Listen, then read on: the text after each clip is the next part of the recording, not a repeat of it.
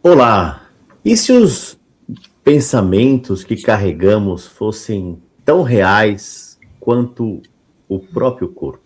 E se o remorso, a culpa, a crença numa maldição pudessem moldar literalmente o nosso corpo espiritual depois da morte? Hoje, no nosso programa Diálogos Médicos, André Luiz nos leva para dentro de uma reunião mediúnica vista a partir do plano espiritual. E o que ele vai observar nos provoca de um jeito muito profundo, ao mesmo tempo muito bonito. A renovação mental é a renovação da vida. Vem com a gente nesta busca por significado e aprendizado no nosso programa de hoje. Sejam muito bem-vindos ao Diálogos Médicos. Este programa que é uma produção da AME São Paulo, transmitido aqui pela Rádio Boa Nova, mas também você pode nos assistir lá na TV Mundo Maior e nos canais digitais da AME São Paulo no YouTube. Eu sou o Conrado Santos, hoje estarei aqui junto de vocês e muito feliz, porque eu estou aqui muito bem acompanhado. Aqui comigo hoje no programa estão a doutora Silvia Bersácula e a doutora Emily Munhoz. Queridas, um bom dia, saudações de vocês, aqueles que nos acompanham aqui. Bom dia, muito obrigada por estar aqui. Vamos lá, mais um dia de trabalho. Bom dia, com muito friozinho aqui em Curitiba, mas com o coração quentinho, animada, porque esses capítulos aqui são sensacionais. Muito bem. Hoje nós, então, damos continuidade à nossa série de programas Diálogos Médicos, que está no comecinho do livro Nos Domínios da Mediunidade, o livro de André Luiz. É o 8º livro da coleção da Vida no Mundo Espiritual. E se você está chegando aqui hoje, aproveita, porque nós estamos hoje no capítulo 4. Então você pode ir lá e pegar os programas anteriores e se atualizar. O capítulo 4 tem como título Ante o Serviço. André Luiz e seu companheiro Hilário participam como observadores de uma reunião mediúnica, observando a partir do plano espiritual. E eles são orientados por Aulus, que é um assistente muito experiente que foi designado para auxiliá-los a compreender melhor a mediunidade.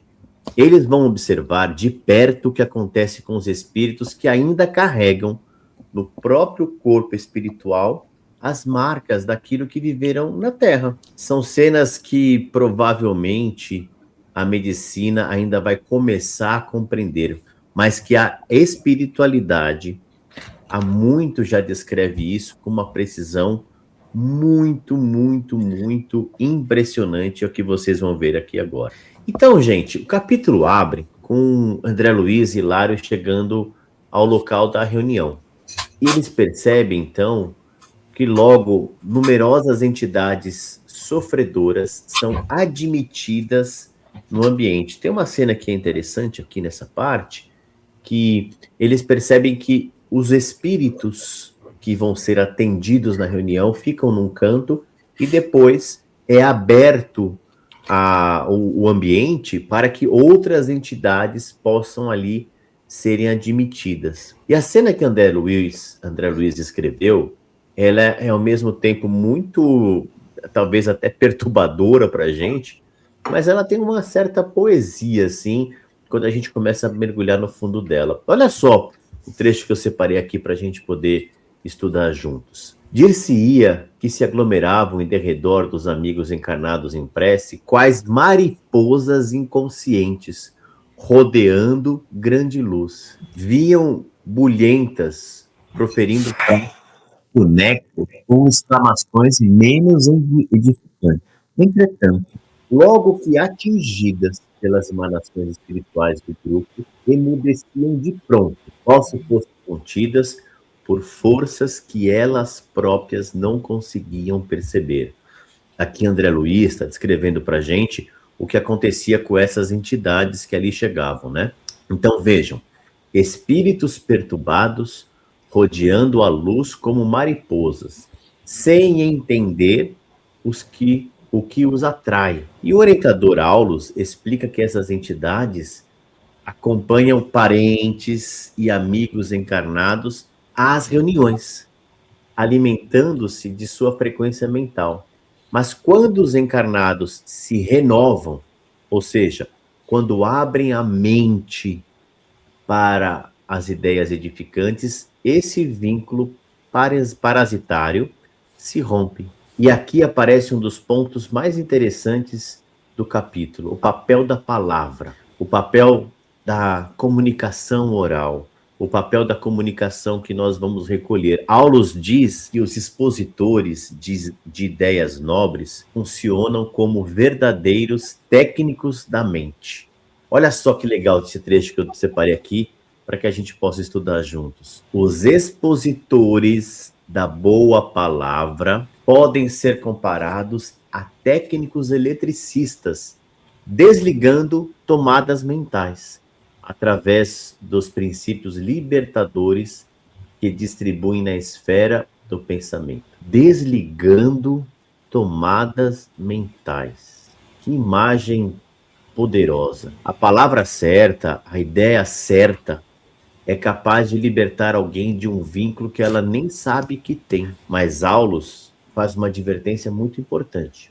Nem todos se abrem para isso. Alguns passam pelos santuários da fé, e aí vamos já colocar aqui um ponto muito importante de ser refletido. Santuários da fé não quer dizer só o centro espírita, quer dizer qualquer lugar em que esteja sendo ali cultivado estes pensamentos que são capazes de nos desconectarem dessas ligações mentais que nós carregamos.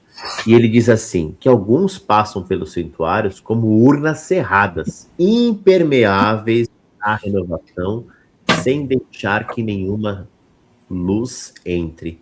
É aquela pessoa que vai, escuta a missa, vai no centro espírita, escuta a palestra e não faz a diferença alguma, não está lá presente, não está se abrindo. Silvia, você que cuida de tantas pessoas, já percebeu isso na prática? Aquele, por exemplo, paciente que é resistente a tudo, ao tratamento, ao acolhimento, ao cuidado. O que acontece dentro de alguém que, tendo essa oportunidade que a gente está aprendendo aqui com Aulus, de recolher ensinamentos e se desconectar dessas ligações, o que acontece com alguém que se fecha assim, na sua opinião?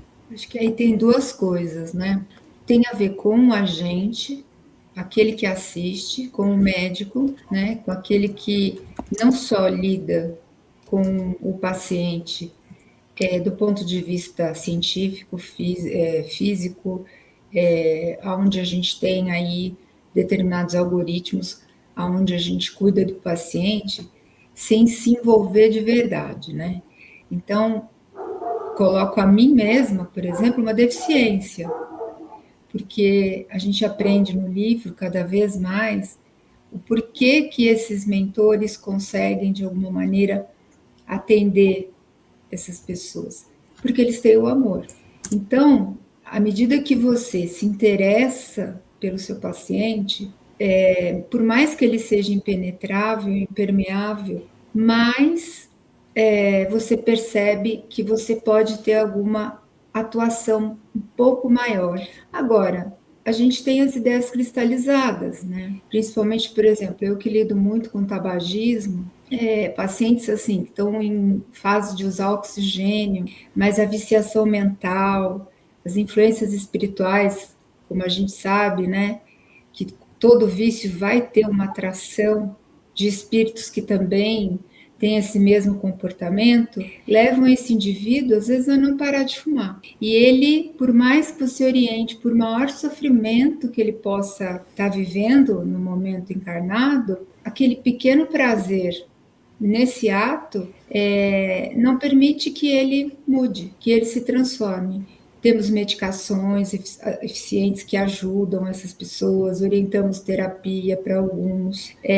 Alguns também pensam assim, bom, já que eu estou tão mal, tanto faz. Eu fumar mais um, menos um. Eu estou mal mesmo, eu vou morrer mesmo. Vem essa questão do suicídio indireto. E aí vem essa questão da falta ou da fé ou da espiritualidade para que isso possa se modificar dentro dele.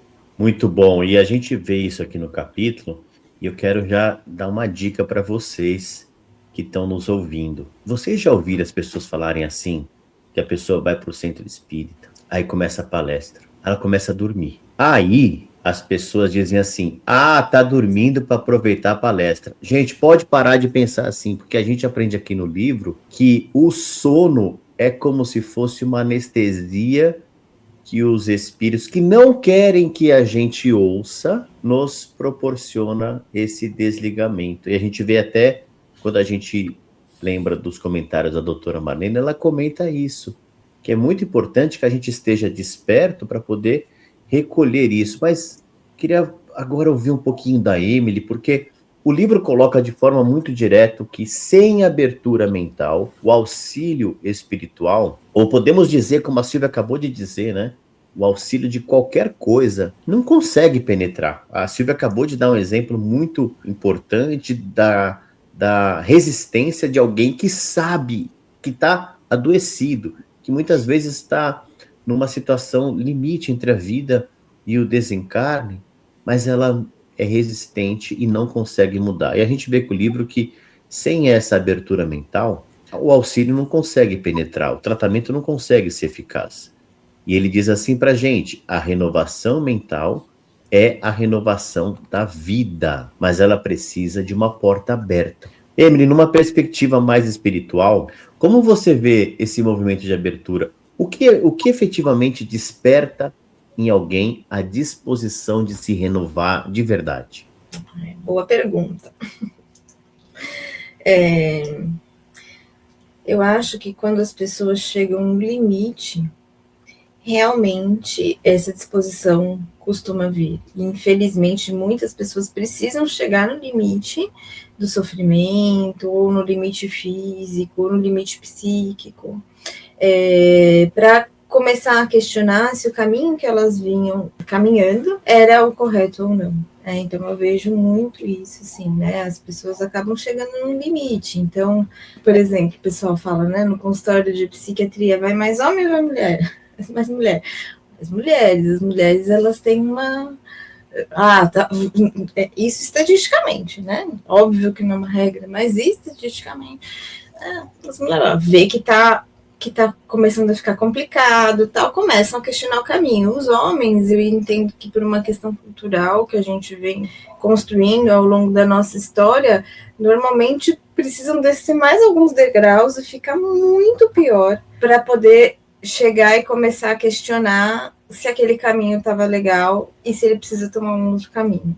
E mesmo assim, muitas vezes é muito difícil a gente tentar trazer para a pessoa outras ideias ou poder se abrir para outros olhares, né? E interessante, estava pensando nisso há pouco tempo atrás, o quanto é importante nesse momento da nossa vida e nesse momento espiritual que a Terra está passando, que nós, esse momento cultural, histórico, abrirmos a nossa cabeça para outras ideias, simplesmente começar a questionar. Será que o que a gente vem construindo até então, será que podem ter outras visões, outros caminhos, outras possibilidades?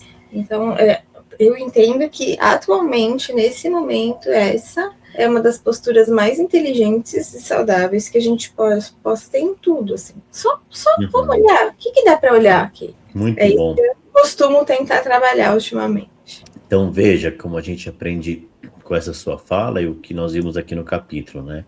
Abertura, disponibilidade e a mensagem, a palavra, como nós vimos aqui, Aulos explicando das palestras, né? Que chega na hora certa, são forças reais. E a gente vai ver agora com o André Luiz como que isso acontece quando se fala isso dos espíritos, né?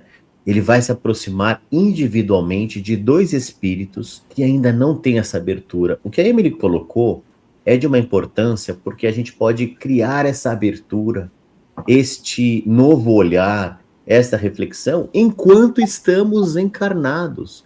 Porque o que nós vamos ver aqui são dois espíritos que ainda não encontraram essa abertura. E o que ele vai ver, André Luiz, vai nos marcar profundamente. André Luiz e Hilário começam então a observar de perto 2 espíritos que aguardam ali na reunião.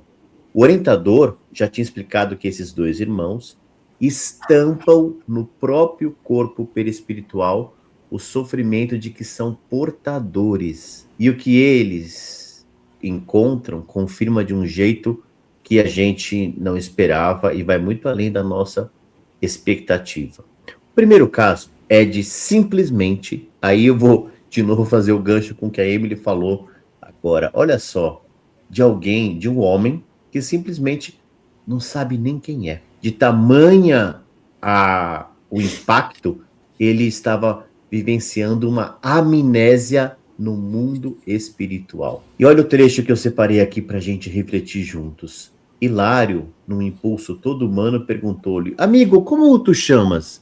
E o espírito respondeu: eu? Tatarmudeou o interpelado.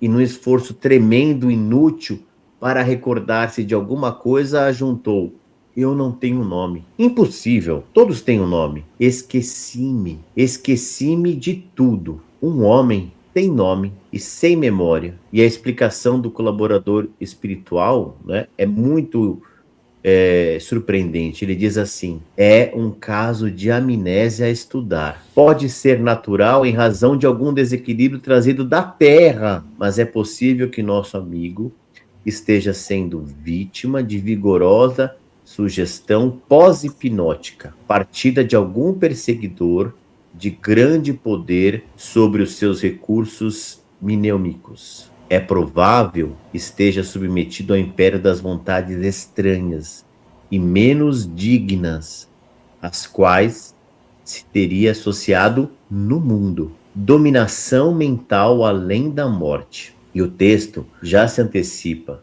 Se esse espírito se manifestar num médium, virá exatamente assim, sem identidade, vivenciando um grande enigma. E ele vai precisar de cuidado, como mesmo a gente vê tratamentos realizados nos encarnados, sendo tratado como um alienado mental comum. Emily, quando você pensa em alguém que perdeu a noção de quem é, seja por sofrimento emocional, por traumas, por influências que o esmagaram, o que esse caso espiritual desperta em você para pensar sobre isso? É difícil pensar, né? É difícil, e aí realmente essa palavra, que é um termo antigo, né?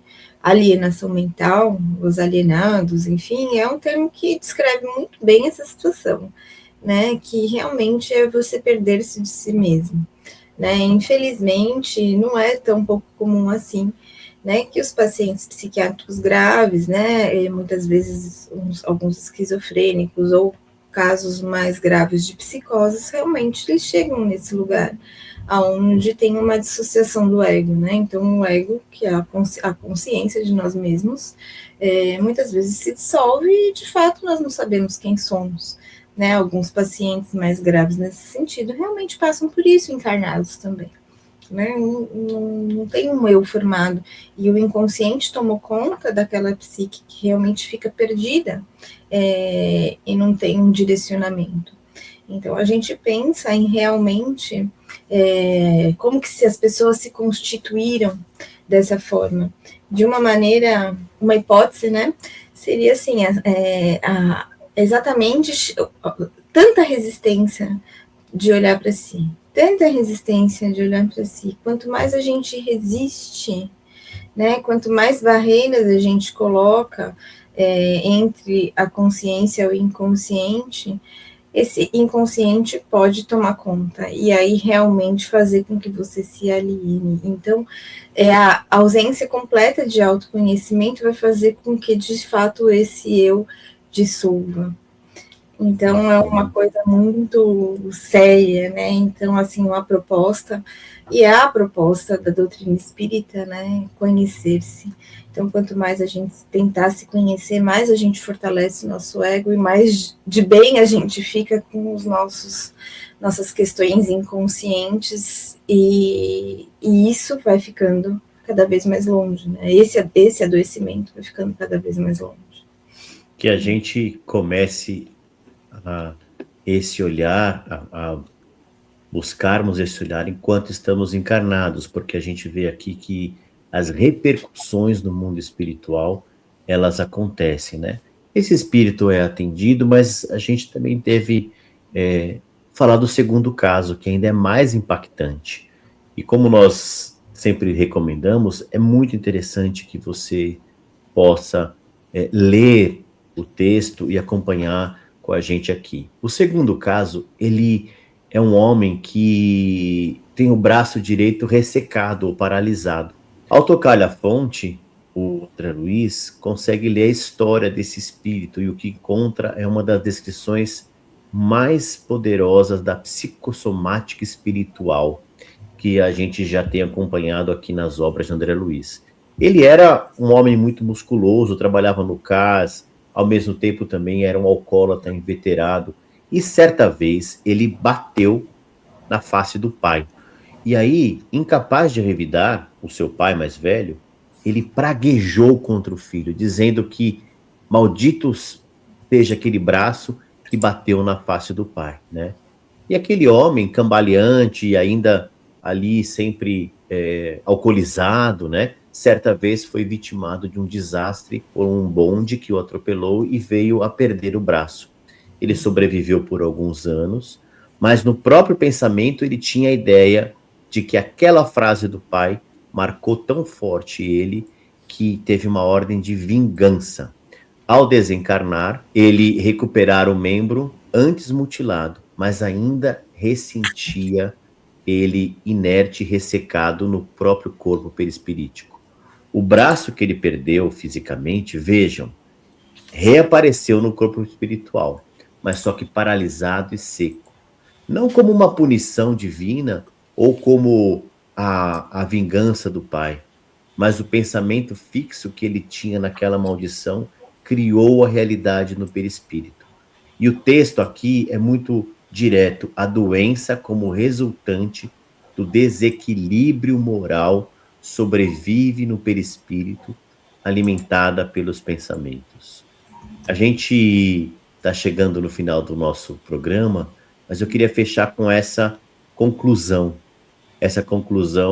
de que nós criamos as condições do mundo espiritual. Eu queria que você, Silvia, fechasse para a gente como essa ideia de pensamento fixo, uma crença numa condenação, pode se materializar no corpo espiritual, tendo eco daquilo que foi vivido na experiência terrena. Aqui a gente vê que isso foi motivado pelo remorso, né? Então, o braço, ele é resultante deste remorso. Então, a gente vê um homem num estado de alcoolismo, onde ele tem já as suas condições psíquicas anestesiadas. Imagina se ele tem tempo para refletir sobre o comportamento dele, sobre as questões agressivas, e ele traz dentro dele esse remorso por ter agredido o pai, e ele considera como a praga que o pai aplicou como essa punição. E ele acaba se auto-obsediando, né? E criando mentalmente um braço que seria sadio nesse braço doente, né? Uhum.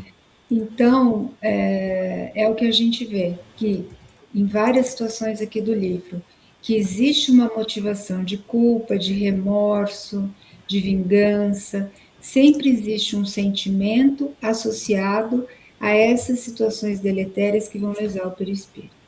Eu quero, então, convidar vocês a refletirem juntos a frase que me marcou muito nesse capítulo: a renovação mental é a renovação da vida. Não há punição divina nos casos que nós vimos hoje. Há consequências e há sempre a possibilidade do amparo, do cuidado e da transformação. Eu agradeço muito a doutora Silvia, a doutora Emily, que estiveram aqui conosco, nos acompanhando em mais um programa Diálogos Médicos, e nós nos vemos na próxima semana.